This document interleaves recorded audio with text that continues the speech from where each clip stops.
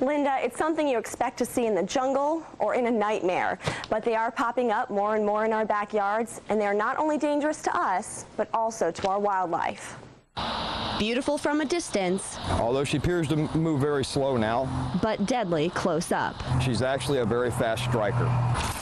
And quite a shock to a Myakka resident who found this 10-foot Burmese python stretched across the driveway. After calling 911, Matthew Hunt with Nuisance Wildlife Relocation was sent to retrieve the snake. People are getting them as pets, thinking that they're an easy pet to have and to handle, and they're really not. And when they get to be, you can buy these much smaller, and as time they grow, it becomes an issue, and they can't take care of them anymore, and they take them back out into the wild and let them go.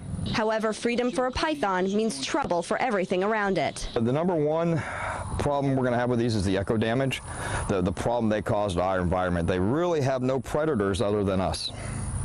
So when they come into an environment, they pretty much wipe out the natural wildlife. This is the third snake Hunt has picked up this year. In the same week, he also caught this Tegu lizard, almost 3 feet long. These reptiles and their offspring are causing so much concern that they've slithered their way into Florida law. If you're going to have a reptile of this species or a reptile of concern, there's several on the list, that A, you have to have a license, B, you have to have the proper containment to have it, and it has to be microchipped.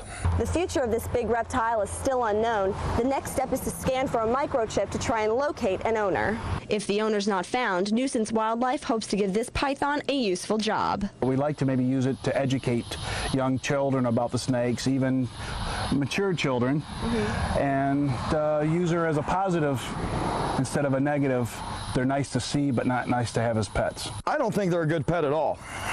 I mean, they're beautiful, they have their purpose, but it's not something anybody that hasn't been trained to handle or possess should have anything to do with. Now, if you do come across one of these slithery creatures, do not try to capture it yourself.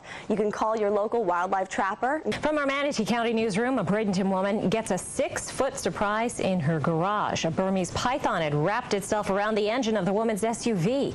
It took trappers 2 hours to remove the snake. One of them, Jeff Norris, says he's had a big increase in the number of calls to remove these types of snakes. He says most are docile and believes they were once pets.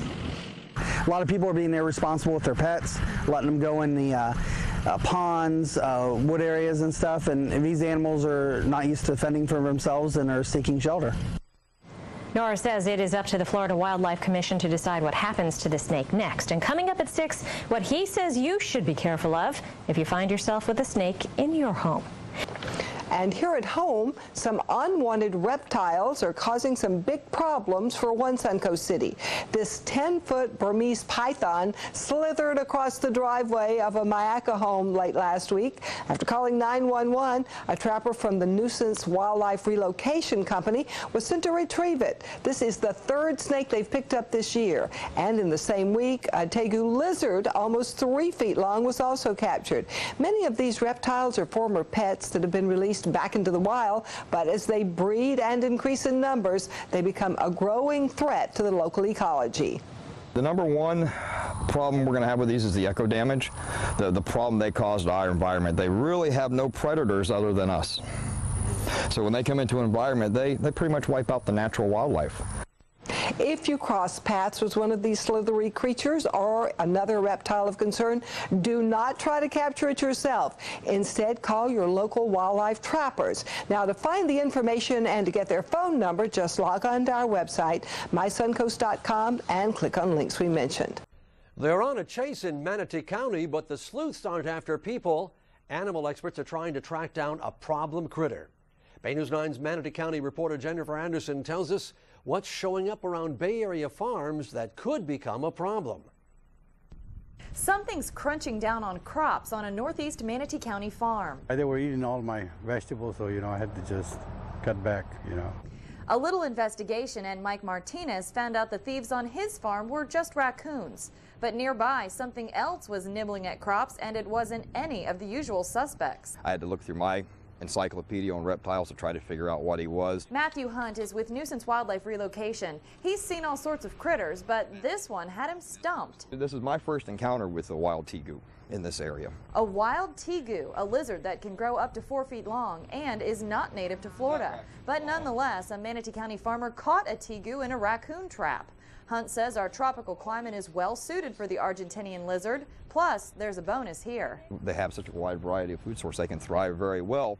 This species of lizard can lay 32 eggs at one time. There's already been 5 of them spotted in northeastern Manatee County. That goes to show there is the potential to see a lot more. And that makes Martinez very nervous. That's another problem we're going to have, so we're going to keep an eye on what we see.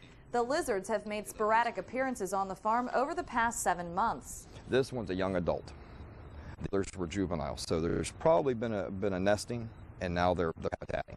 Hunt said in the next couple of years, Manatee County will be served for lizards. In Manatee County, Jennifer Anderson, Bay News 9.